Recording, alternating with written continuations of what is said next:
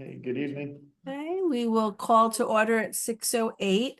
I'm going to kind of gloss over the minutes right now since it's just two of us, and we'll wait for Rich to jump on, I guess. Is there any public input?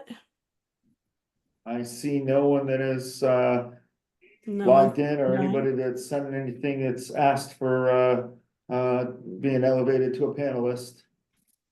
Okay. So hold on, I got one, possibly one. I could just a second. Oh. Jeff, Oh, okay. So Sarah, do you want to fill us in with the capital grant funded tree planted program? Yeah, so officially we have 109 trees ordered, so those have been sent to the contractors. With between Gay and I, there should be another 40 coming by the end of this week. Kind of had a lull in terms of more staking, but we're still trying to hit 300. That's our goal for this fall. And then I just wanted to clarify for the public, we've gotten a lot of like requests or questions about this. So the public right of way isn't always clear if there isn't like a sidewalk or a clear curb line. On some streets, it just looks like lawn. And so there have been some areas where people have been concerned that we're planting on private property, but I just want to clarify, unless we've gotten a request to plant on someone's private property and gotten an agreement with them, any of the other trees that we're planting, they're always within the city right of way. And we're pretty good about checking that. So that was just one concern I wanted to address, because it's been coming up a lot. city right away does vary a lot around town. There's areas where it could be as little as 3 inches off the edge of pavement, other areas where it could be 30 feet. So it varies a lot. Yeah. Is that from general community members, Sarah, would you say? Some calls from customers to customer service, specifically, and some folks I've met on the street, and I'm just assured them I'm not placing trees on private property with no permission, so. Right. Yeah. Oh, that's okay. Interesting. Okay, and do we have, and how far into the fall do they continue with that water planting program? So they're not required to do it in like at monthly or anything like that. It's basically just temperature dependent, so there's no contract requirement to do it on a weekly or monthly basis or anything like that. So it's just based on the temperature, the climate, yeah. And the lack of Rainfall. rain. And the lack of Rainfall. rain. October, November, you think? Although, I mean, today was, almost 80 degrees. Probably November, yeah. November, okay. At least on the leaf obsession, because they're still pulling water. Well, they're pretty slowed down by now, but that's a good indicator of when they need more water, when they need less. Not that they don't need water all winter long. Mhm. Right. And your roots continue to grow until the ground freezes. The slender trees that were planted outside the East Campus parking lot at CT State Norwalk, we might want to take a roll by and just see how they're doing in terms of water. I went by today, and it's borderline, although I have to tell you, I was not paying attention the entire time I was driving by them. Yeah, we're in a really rough drought state right now, and you'll notice that a lot of the trees are not even turning. They're just experiencing leaf drop. So it's been a little tough. I've been seeing some spots where I've had to notify the contractor, they're not looking happy. Please make sure that they get watered. I can jump into the watering report right now, if that's cool. Sure. But I mean, it was such a difference from last year when we had so much rain. Yeah, and August was beautiful. Got so much water in August. Both contractors fulfilled their contract requirement with watering and submitting their schedules. I misspoke last meeting. I did have Minutemen's watering schedule, so August through October, I think they sent theirs last week. They fulfilled their requirements. Awesome. And Gay, do we have anything new with tree liaisons? Maybe you want to talk a little bit about this the 40 trees that you and Sarah would just that would be kind of awesome. Right. Gay is killing it. No, well, so far I've met with 25 residents, at their homes. However, not all residents want trees. Some of them want bushes and they just want to talk about landscapes, or the plot of land they have is so tiny. And there's overhead wires and there's drainage and it's just not suitable. So I apologize that it just won't work, but anyway, so however, we will be planting 29 trees. I've got another 5 trees coming in by the end of this week. I'm gonna send you the approval. Mhm. So, that's it so far, but there's lots more to reach out to, and it takes a while to get people to respond back, but that's okay. I love it. I'm having lots of fun, I have to say. Great. Sure. Good, Are you're- you on like foot patrol, or how are you doing this? Well, what is How that? are you Are finding them on location, just going knocking on doors or? Oh, Are you no. walking around knocking on doors? No, I'm not that crazy. So it's by emails and phone calls, and sometimes they get referrals from someone who cannot accommodate a tree, but the neighbor right across the way can, and so I knock on that door with knowing that someone recommended me. So we get that, and some people have multiple properties throughout the city of Norwalk, so sometimes I get referrals that way. Other times I see city, plots, and I work with Sarah about that, and we've been planting trees around there. And today you gave me permission, yay, I have Marvin School, which I've been eyeing that strip of land, you know that, I've been bugging you about that. So we'll be getting trees in there. It's just a combination of everything, just doing what we can to bring in and meet that goal. Yeah. So much fun, it really is, great. Do you feel that there's a concentrated area, or they're kind of scattered around? Like where are you seeing most of this? It is scattered around, although Sarah did try to organize it by street, it absolutely never works out the way it's all over the city. It is what it is by the time you set up meetings, so that's fine. So Gay, with respect to Marvin School, I mean, I just sent Sarah this 2009 planting for Beach Road. That is the continuation of this planting concept. So I don't know, Sarah, if you can share that with you, or Gay, I'll send you a PDF. It just gives you Okay. the, I mean, we had talked earlier when we stepped into the meeting about Sarah looking at the tree species we selected and saying, are they working on Beach Road? And if not, we change the deciduous trees. I mean, this is a street where there should not really be flowering trees. They should all be high canopy deciduous because of the island in between and the span between Beach Road. So when you go out to looking at Marvin School, that is the directive as far as I can tell from the plan we started back in 2009. So Okay. maybe there's an Yeah. assessment, Sarah, with Gay about what's working, what's not, and how do we start bridging the gap from what we planted through to the intersection with what, East Avenue, I guess it is, or Yeah. Agree, it's part of a bigger picture. Prove Gay. it. Yeah. agree, thank you. And then you should ask about the evergreen. Oh, want me to? Yeah, you Okay. can. So there has been a request for evergreens, and many of those city-owned properties, sort of the cul-de-sacs, they want to put trees in there, and the number one request is a Christmas tree or some type of tree. No surprise. So, the trees that we have, between the eastern hemlocks and the Norwalk, spruce, and what was the other one we had? I don't know, they're not appropriate because of diseases or some other reason, or they're not native. So if there's a tree that you would recommend, I would appreciate it, and it's in stock too, right? We have to Yeah, make and the sure number people- one issue is overhead wires. Right, Like, right, that's- right, they have to be careful of the overhead wires too, but those I wouldn't recommend anyway, but there are lots of cul-de-sacs that have. Perfect, they don't have any overhead wires, that's why I planted the horned, beam thing. So Well, if you Yeah, I have mean, any, the Norway spruce is the one that's on the list that'd probably come closest.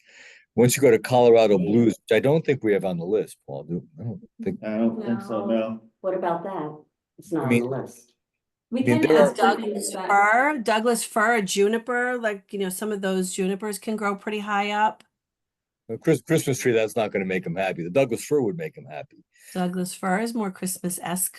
I don't- What's on the list? I might have an old list here.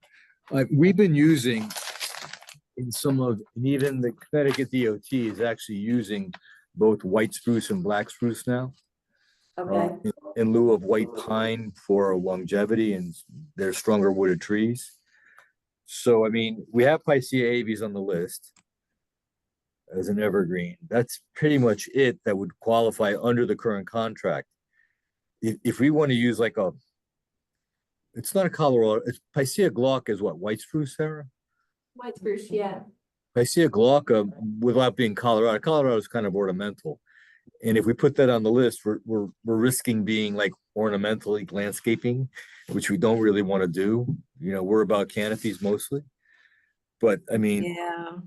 a black spruce or a white spruce are better. They're genetically, or they're expanding the species diversity on the city streets or in the city neighborhoods. They'd be okay. We just try to stay away from ornamental looking if we can. Just for educational purposes, Peter, between you and Sarah, you get the white spruces and the black spruces. Why would you use one over the other, and what's the advantages, just so people know? I don't necessarily know them off the top of my head. Sarah might know the distinctions between the two of them as quickly. They're different sort of varieties, and they just, you know, they break the monoculture. Go for the difference.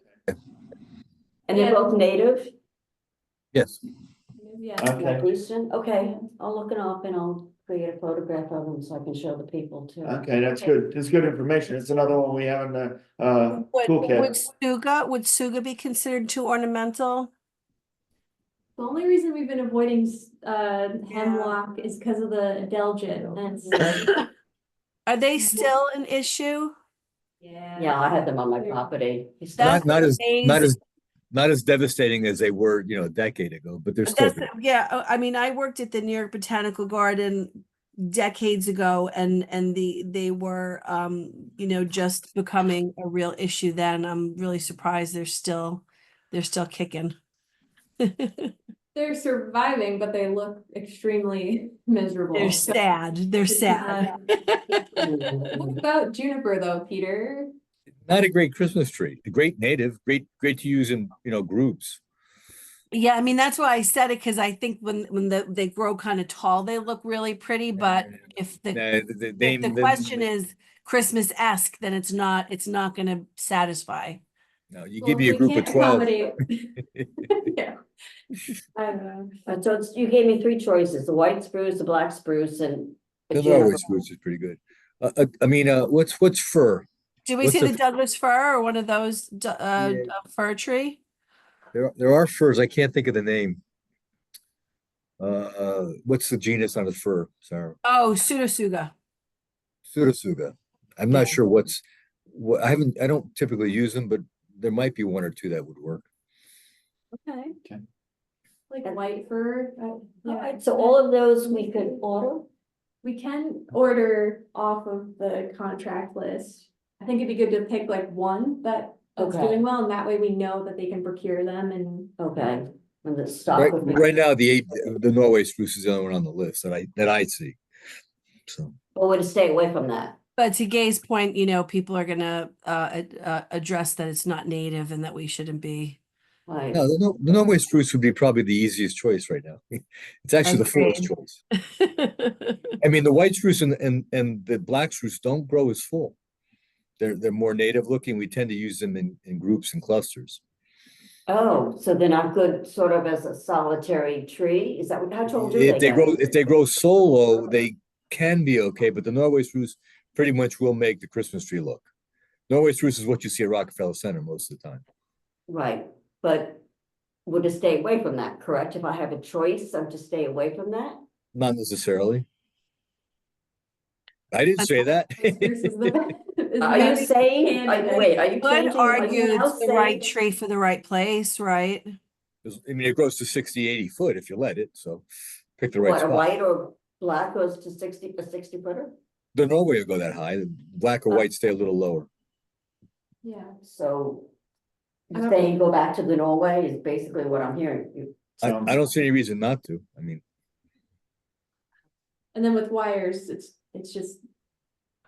I can't think of something that would stay under 30, 35 feet that's evergreen, other than like a holly, but. American Holly. People don't want People hollies. do not want. So how tall And is you the are not- weather box spruce? You're So not gonna put maybe- lights on a holly. Maybe the determining factor could be availability and price, you know, if you do like a little Height. comparison at that level and then make a decision based on what you feel is best at that time. Okay. We don't plant Why don't I balsam. work with you on this? I'll put together Eastern a red little cedar? chart about the heights and all the information. Not great for Christmas, Jeff.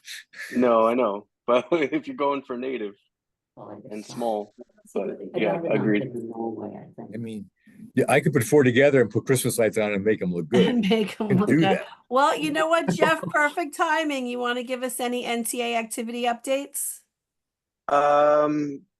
So I guess the biggest update that we have is that we're still planting. We're planting until mid-November. And then we have an event, an open house. I believe we have it for December 1. So details on that to follow. But yeah, planting is going strong. We're still getting them in the ground, and we've got I don't know, about 17 more people on the list to contact, and we've eclipsed about 50 trees. I have to get the numbers together, but you know, getting them in the ground, keeping going, and just to the point of like private property. If you you know, we can plant on private property, so if you have any locations that are, you know, ready to go, we can do that. If you guys can't plant because you're in the right of way. Oh, That's no, got trees. we can, Jeff. I think what Sarah was saying was that some people were trying to make sure that she had permission, and she was explaining that it was in the right of way, but we can certainly plant on private Okay. property, just with permission, of course. Yeah, likewise, same here. So Yeah. okay, cool. Yeah. But yeah, that's my NTA update, and we have our meeting on Thursday coming up. So keep going.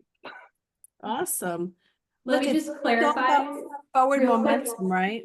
Sorry, Erica.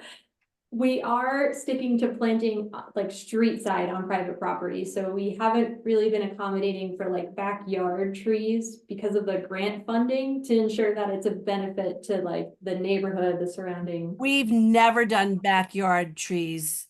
Yeah. Because we're not trying to landscape people. It was always about canopy, street lining trees for sure.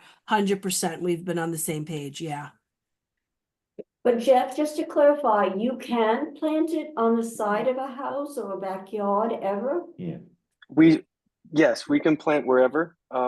We can plant in backyards, but it kind of the same thing. We don't want to be come the Norwalk's free landscaping, because we are trying to focus on canopy, and then right tree, right place. So wherever we can see the benefit of shading the house or shading pavement, driveways, things like that, we try to stick to that.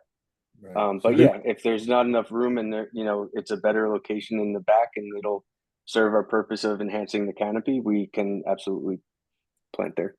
But that's good to know. You have a little more leeway than we do. Yeah, they Yeah, do. and the other thing is that we've been trying to stay away from evergreens as well, because we're trying to stick to canopies, and not necessarily plant the heads for privacy.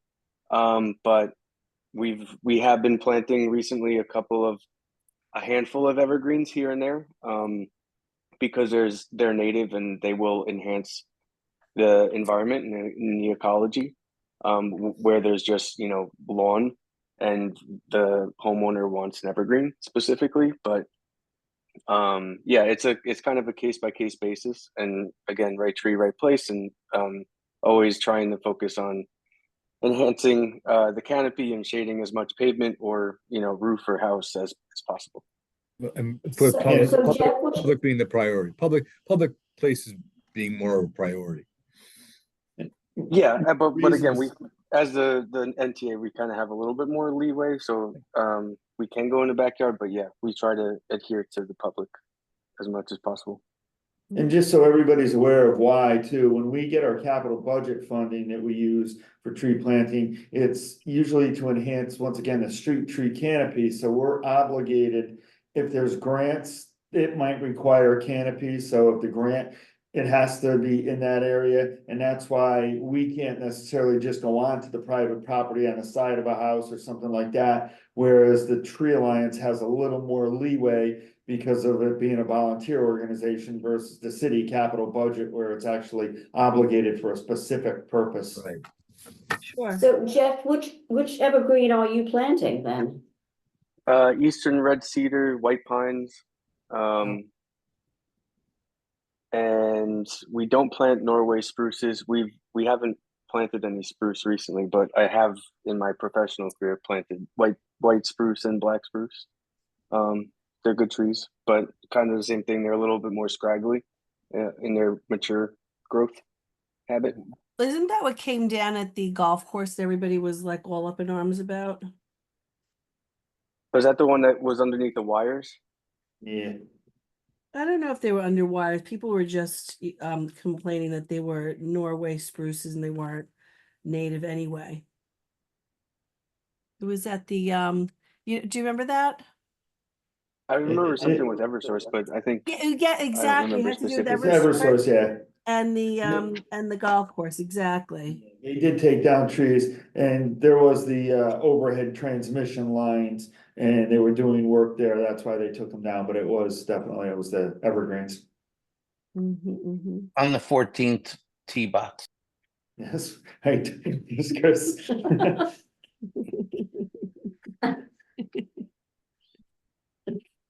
Awesome. Is there any other business?